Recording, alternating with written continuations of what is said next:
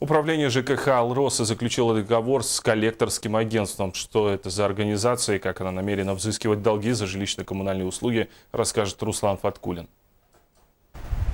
Весной этого года многие мирнинцы увидели на подъездах своих домов объявления. В них сообщалось, что Управление жилищно-коммунального хозяйства «Алроса» заключило договор с коллекторским агентством «Национальная служба взыскания».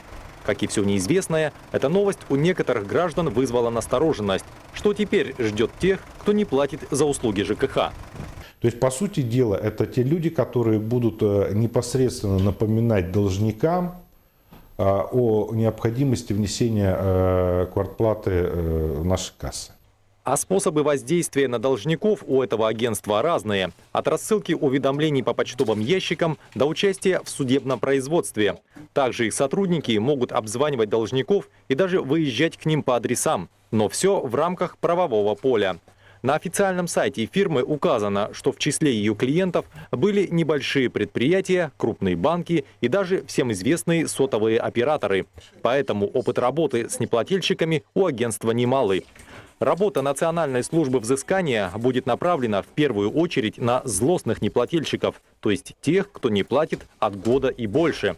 Правда, процент таких граждан не очень велик. Показатели у компании «Алроса» на том жилье, которое мы обслуживаем, достаточно высокие. Мы от начисления порядка, если по году брать, мы собираем от 95 до 97% сбор платежей.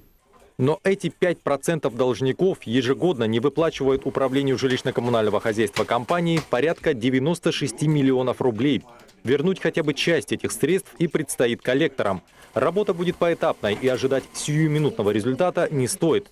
По словам руководства УЖКХ, оценить эффективность сотрудничества с этим агентством можно будет примерно через год.